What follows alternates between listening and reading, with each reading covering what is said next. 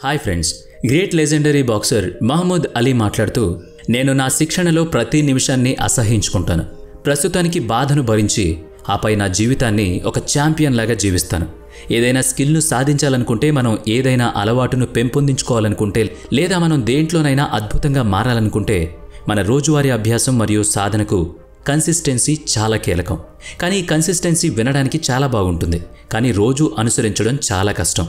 దీని వెనుక daily actions తీసుకోవడానికి ఇష్టం లేకపోవడం, క్రమశిక్షణ లేకపోవడం, లేదా ఎటువంటి ప్రేరణ లేకపోవడం వంటి అనేక కారణాలుంటాయి. వాస్తవానికి కన్సిస్టెన్సీ అనే అలవాటు ఎవరికైనా చాలా సంవత్సరాల ప్రాక్టీస్ తర్వాత సులభంగా ఉంటుంది. చాలామంది దీన్ని రెగ్యులర్గా ఫాలో కాలేక మొదట్లోనే విడిచిపెడతారు. ఆర్సీబీ వర్సెస్ గుజరాత్ మ్యాచ్లో 55 బంతుల్లో 109 పరుగులు చేసిన తర్వాత విరాట్ కోహ్లీ ఇది కన్సిస్ట్ ఎఫెక్ట్ అన్నాడు. ఏ విధంగానైతే తినడం, నిద్రపోవడం రిపీట్ చేస్తున్నామో అది కూడా అలాంటిదే అని అన్నాడు. మనందరికీ డైలీ కన్సిస్టెన్సీ చేసే ప్రయత్నాలు మరియు సరైన అలవాట్ల యొక్క శక్తి తెలుసు. కానీ అన్నీ తెలిసినా కూడా మనం ఎందుకు కన్సిస్టెన్సీగా ఉండలేకపోతున్నాం? మన గోల్స్ కోసం మనం డైలీ కన్సిస్టెన్సీగా ఎందుకు ప్రయత్నించడం లేదు? మనకి ఎందుకు ఇలా జరుగుతుంది? ప్రాక్టికల్గా మరియు రియలిస్టిక్ పద్ధతిని అనుసరించడం ద్వారా కన్సిస్టెన్సీ పర్సన్గా ఎలా మారాలి? మనం ఈ విషయాలను తెలుసుకోబోయే ముందు, మీరు కనుక మన ఛానల్కి కొత్త అయితే ఇప్పుడే మన ఛానల్ని సబ్స్క్రైబ్ చేసుకోండి. ఎందుకంటే మీకు ఉపయోగపడే ఎన్నో టాపిక్స్ మేము ప్రతిరోజు మీకు అందిస్తూ ఉంటాం. ఇక టాపిక్లోకి వెళితే, number 1, give your self a realistic target. మన అందరం చేసే తప్పు ఏంటంటే, దేంట్లోనైనా కన్సిస్టెన్సీ ఉండాలనుకుంటే ఇక నుంచి నేను ఈ అలవాటును జీవితాంతం పాటిస్తాను అని అనుకుంటాం. ఉదాహరణకు, మీరు ఉదయాన్నే లేచే అలవాటును పెంచుకోవాలంటే ఇవాల్టి నుంచి జీవితాంతం ఉదయాన్నే లేస్తానని మీకు మీరు చెప్పుకుంటారు. నేను నా జీవితాన్ని మార్చుకుంటానని భావిస్తారు. మొదట్లో మీలో చాలా ప్రేరణ మరియు ఉత్సాహం ఉంటుంది. రోజులు గడుస్తున్న కొద్దీ మీరు పాత పద్ధతుల్లోకి వచ్చేస్తారు. మీరు ఎక్కువ కాలం చెయ్యాలని అనుకుంటున్నప్పుడు అది సాధ్యం కాదు అని అనిపిస్తుంది. ఏ పని అయితే సాధ్యం కాదు అని అనిపిస్తుందో దాన్ని చేయలేరు. ఇక్కడ మీలో కానీ మీరు పెట్టుకున్న గోల్లో కానీ ఎటువంటి ప్రాబ్లం లేదు. ప్రాబ్లం ఏంటంటే, మీరు చాలా లాంగ్ టైం పీరియడ్ని ఎంచుకున్నారు. మీరు దేన్నైనా జీవితాంతం చేస్తానని అనుకోకూడదు. దీనికి బదులుగా నేను ఒక వారం పాటు ప్రతిరోజు ఉదయాన్నే లేస్తాను అనుకోవాలి. ఈ టార్గెట్ పూర్తయిన తర్వాత మీరు వేరే దాని గురించి ఆలోచించాలి. మీరు మీ యొక్క పూర్తి ఫోకస్ని ఈ వారం రోజులపై ఉంచాలి. మీరు దేన్నైనా కన్సిస్టెన్సీగా చేయాలనుకుంటే ఒక స్పెసిఫిక్ టైం పీరియడ్ని ఏర్పాటు చేసుకోవాలి.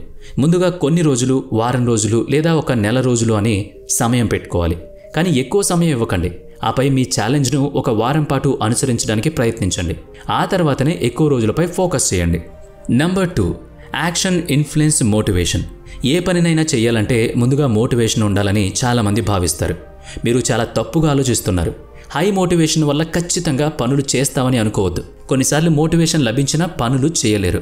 మోటివేషన్ లభించినప్పుడే పని చేస్తామని మనం జీవితాంతం ఇలాగే జీవించడం ఎంతవరకు కరెక్ట్? ఈ విధంగా ఆలోచించడం చాలా తప్పు మరియు దీనివల్ల మీరు లేజీగా తయారవుతారు. వాస్తవానికి మోటివేషన్ పనులు చేయడానికి కారణం కానే కాదు. పనులు చేయడం వల్లనే మనం మోటివేట్ అయ్యి దానివల్ల మరిన్ని పనులు చేయగలుగుతాం. అందుకే వర్క్హాలిక్ పీపుల్ ఎల్లప్పుడూ పనులు చేయడానికి రెడీగా ఉంటారు. ఎప్పుడూ ఏదో ఒక పని చేస్తూ ఉంటారు. వారి లోపల పని చేయాలనే కోరిక మెదులుతూ ఉంటుంది. ఒకవేళ మీరు ప్రొక్రాస్టినేట్ అయితే దీని అర్థం ఇప్పుడు చేసే పని తర్వాత చేయాలనుకోవడం లేదా వాయిదా వేయడం. అయితే ఇప్పుడు మేము ఇచ్చే టిప్ మీ జీవితాన్ని మార్చేస్తుంది. మోటివేషన్ మనల్ని ప్రేరేపిస్తుంది, పని చేయడానికి సిద్ధమయ్యేలా చేస్తుంది. మర్చిపోకండి, మొదట యాక్షన్ చేయడం అనే ప్రక్రియ మనల్ని మరలా యాక్షన్ చేయడానికి మోటివేట్ చేస్తుంది. దీన్ని డూ సంథింగ్ ప్రిన్సిపల్ అంటారు.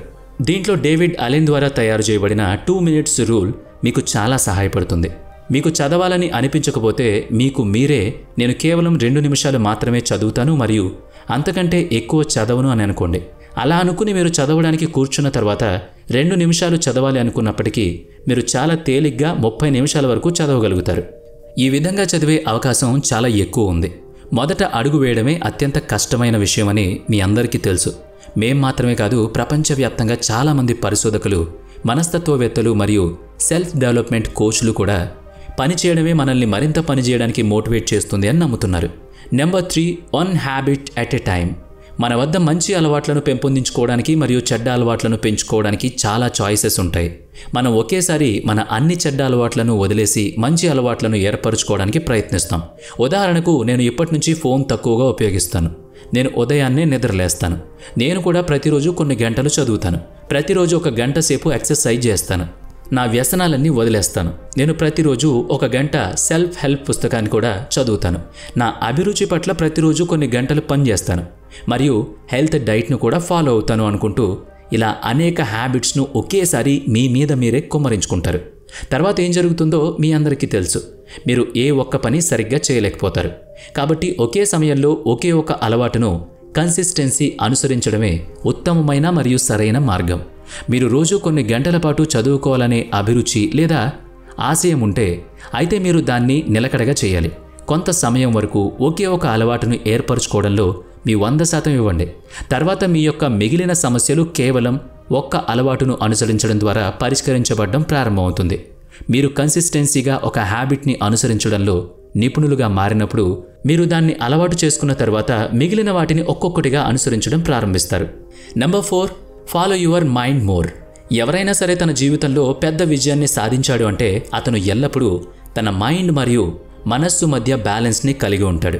మీరు మిమ్మల్ని విశ్వసిస్తే మీ జీవితంలో పర్పస్ఫుల్ డెసిషన్ని మనస్సు ద్వారా మరియు తార్కిక నిర్ణయాలను మన మైండ్ ద్వారా తీసుకోవాలి. మీ మనస్సు మీరు జీవితంలో ఏదైనా సాధించాలని చెబితే అది మీ మనస్సు యొక్క నిర్ణయం. కానీ దాన్ని పెద్ద స్థాయికి తీసుకువెళ్ళడానికి మీకు తార్కిక మరియు ప్రాక్టికల్ యాక్షన్ ప్రణాళిక అవసరం. దీనిలో మీ మైండ్ మీకు మరింతగా సహాయపడుతుంది.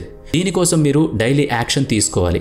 ప్రతిరోజు కన్సిస్టెన్సీతో ఏదైనా చేయండి.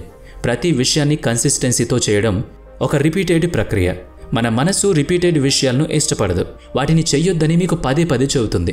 అలాంటి పరిస్థితుల్లో మన మనస్సు మనల్ని రెచ్చగొట్టడానికి ప్రయత్నిస్తుంది అని అర్థం చేసుకోవాలి. ఆ సమయంలో మనం లాజికల్గా మైండ్ యొక్క మాటను వినాలి.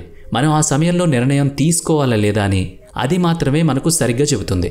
అలాంటి పరిస్థితులు వచ్చినప్పుడల్లా మన మనస్సు చెయ్యొద్దని, అదే సమయంలో మన మైండ్ చెయ్యు అని చాలా అవసరం అని చెబుతుంది. 99% మంది ఈ సమయంలో మనసు చెప్పిన మాట వింటారు. వీళ్ళు జీవితాంతం ఏదీ సాధించలేక అలాగే ఉండిపోతారు. మీరు ఏదైనా సాధించాలి అనుకుంటే మనస్సు చెప్పే మాటను తక్కువగా వినాలి. 100లో 90 సార్లు మైండ్ చెప్పిన మాటను మాత్రమే పాటించాలి. మిగతా 10% అవసరం ఉన్న డెసిషన్ని మాత్రం మనస్సు మాట విని తీసుకోండి. Number 5, consistency is boring. Virat Kohli consistency చాలా బోరింగ్ విషయం అని చెప్తాడు. కానీ ఆ కన్సిస్టెన్సీ అనే అలవాటే నన్ను భారత జట్టు కెప్టెన్గా చేసింది అని చెప్పాడు.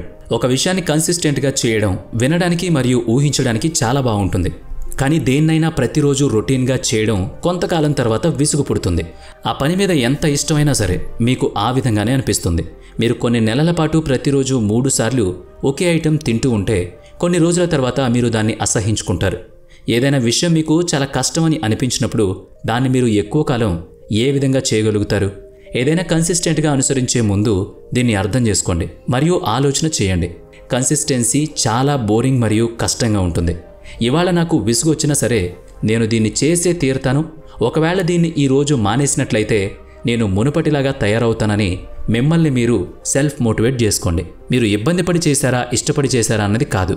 మీరు ఆ విషయాన్ని కన్సిస్టెంట్గా చేశారా లేదా అన్నది ముఖ్యం. మీరు ఈ బోరింగ్ విషయాన్ని కన్సిస్టెంట్గా చేస్తూ ఉంటే ఏదో ఒక రోజు అది మిమ్మల్ని ఛాంపియన్గా నిలబెడుతుంది. మరి ఈ వీడియో మీకు నచ్చినట్లయితే లైక్ చేయండి, షేర్ చేయండి. ఇప్పటి వరకు మన ఛానల్ని సబ్స్క్రైబ్ చేసుకున్నట్లయితే ఇప్పుడే సబ్స్క్రైబ్ చేసుకుని పక్కనే ఉన్న బెల్ ఐకాన్పై క్లిక్ చేయండి. నెక్స్ట్ వీడియోలో మళ్ళీ కలుద్దాం. Thanks for watching.